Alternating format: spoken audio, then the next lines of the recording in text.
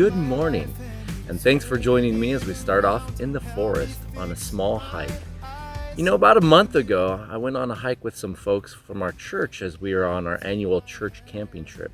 And for this hike, we had left the campground and drove up Highway 101 to Oswald West State Park, where we were going to hike a trail out to see Cape Falcon. It was a beautiful hike through some old growth forest, and it finished up with some spectacular views up and down the Oregon coast. There's about 13 of us in all, but the youngest of these were Asher and Sadie, Matt and Krista's two little kids. Now, for growing up, the trail really wasn't that bad. Sure, it had some ups and some downs and some big steps and roots, but it really wasn't that bad for a kiddo, especially the size of Asher and Sadie. Well, that was a different story. Asher took to it pretty quickly. He was excited to hike up ahead of us, to get there as fast as he could.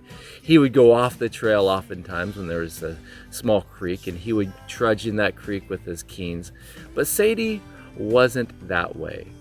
She made it. She made the whole way because she was riding for most of the hike on her father's shoulders. The ups and the downs, the hills, the big rocks, the switchbacks, the slippery roots, she didn't sweat any of it. She didn't sweat it. She didn't worry about it because she was on her father's back. At one point in our lives, we were all Sadie size. We were all small and incapable of making these hikes on these harder trails. But as we grew, our parents would set us down on the ground more and more, and we got better at navigating the trails. Climbing over rocks like Asher, being adventurous.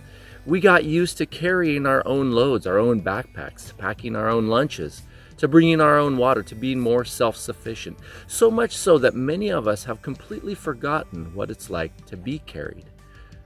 Most of us today aren't used to being carried. So when we look at trails, when we're picking out our routes, we pick routes that we can do physically. We look at maps, we look at how long things will last, the distance between watering places where we can get water, or the altitude, things that we think we can do. But life doesn't come with such maps. It doesn't tell us how long each trail is going to be or the level of difficulty that each trail will have. We don't know how long we should pack for or be prepared for, and this not knowing can be discouraging. So listen to what the Lord said through the prophet Isaiah to his people in Isaiah 46, verses 3 and 4.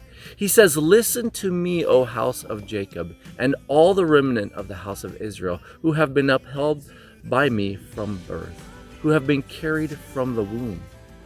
Even to your old age, I am he, and even to the gray hairs I will carry you. I have made you, I will bear you, even I will carry you and will deliver you." Even to your old age, even unto your old age, our old age, the Lord is saying, I will carry you. In these verses, God is reminding his people that though they aren't used to being carried anymore, they needn't worry about the trail ahead. It's the same trust that young Sadie had as she faced the trail, which would have certainly been daunting for a person of her size, but she didn't worry about it. She didn't have to worry about how long the trail was, or if there was enough snacks packed, or when she would get there. She didn't have to worry about any of that because she was on her daddy's shoulders, and her dad had all those details taken care of. Sometimes when we look at the figurative trail ahead, we worry so much. We worry because when we look at the trail ahead and trying to think about how we're going to do it on our own strength and capabilities, we know that we don't have enough.